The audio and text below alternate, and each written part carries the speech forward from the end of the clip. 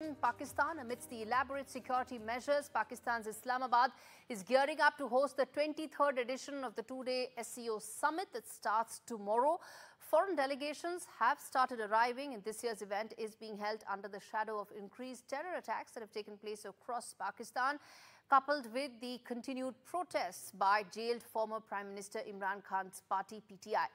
To prevent any untoward incidents from happening, over 10,000 people have in fact been deployed in Islamabad. The capital has essentially now been completely locked down. Pakistan is expected to use the summit as a means to reassure China as well, which has stopped investing further given the repeated terror attacks that have taken place. More importantly, its nationals have become prime targets in the attacks that have taken place.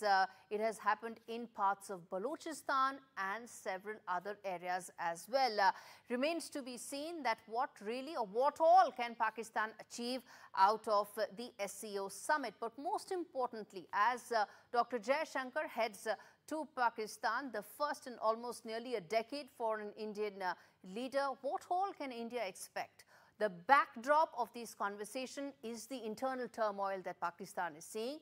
The backdrop of this meeting is the continued terror attacks that are being sponsored, funded by Pakistan. And lastly, the backdrop of this is the fact that India prioritizes SCO over the SAARC summit and the SAARC grouping, which Pakistan has been vociferously talking about.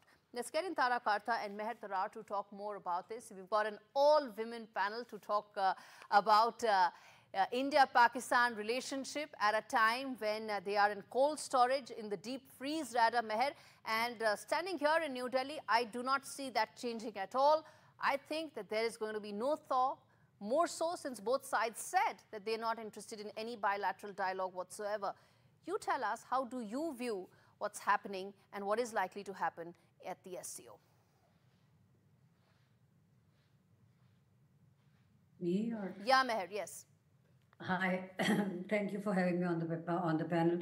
I think the very fact that your foreign minister, Minister of External Affairs, is coming to Islamabad to attend the meeting is a positive sign. Yes, it is for the Shanghai Cooperation Organization and not for something that is happening exclusively in Pakistan. But the most important thing is that I see it as a breakthrough. The last visit was by the late Sushma Swaraj. Sushma Swaraj Saiba in 2015, December 15. She was there for the Heart of Asia Conference for Afghanistan. And incidentally, I remember seeing this photograph of Nawaz Sharif and Prime Minister Nawaz Sharif at that time and Prime Minister Narendra Modi.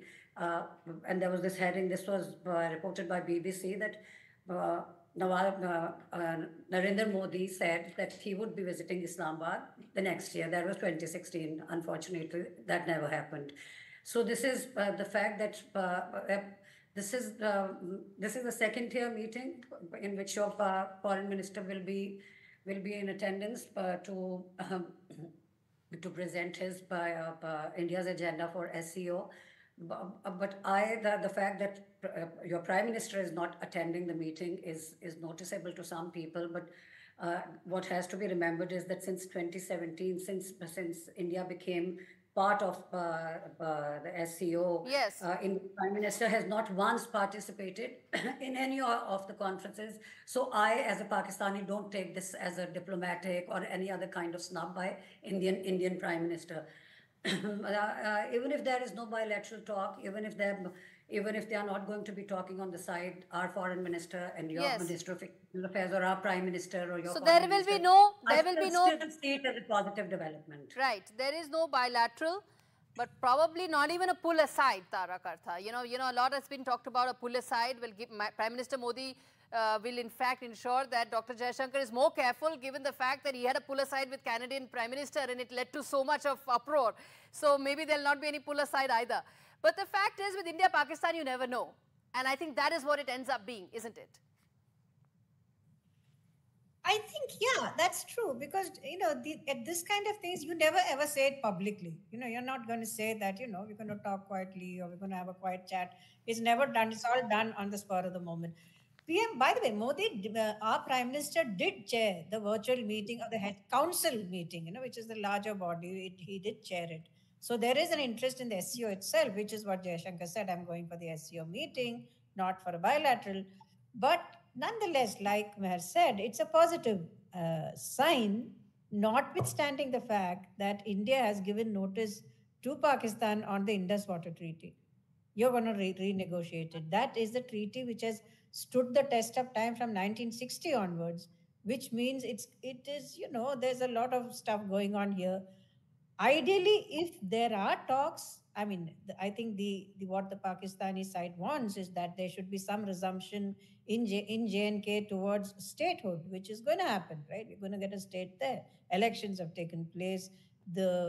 All that is there. So if one wanted to, the basis is there for a way forward in terms of talks. Is it going to happen now? Doesn't look like it. Okay. Okay, I'm going to take one quick question, Mehr, and I want to go back to the Canadian story, viewers, simply because the envoy has come. But very quickly, Mehr Tarar, the fact is that Islamabad's preoccupation with its domestic problems and its insistence on 370 could really be the big roadblocks for any progress, now or later.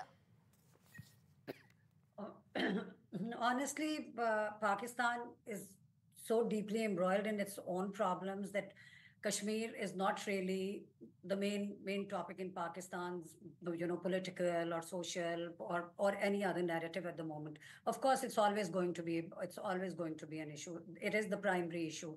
It is the reason why Pakistan and India don't get along, to put it mildly. But as I said, the important thing is that the two sides are meeting, even if it's on a larger platform. It's not a bilateral meeting. It's not a platform where the two countries will be talking to one another exclusively. I still see it as a positive development, because whatever the issue is, if it's Indus water issue, if it's something related to Siachen, if it's even if we go beyond Kashmir or go put Kashmir aside for a moment, there are several other issues which Pakistan and India need to talk about, and the important thing is to see one another, to meet one another, even if it's the fact that it's not happening in China or Indonesia. The fact that it's happening in Islamabad and Dr. Jaishankar is going, that itself is a messaging. Yes, and your Minister of External Affairs is there. He's a career diplomat, and he understands the art of subtle, non-verbal messaging. Thank you so much, ladies.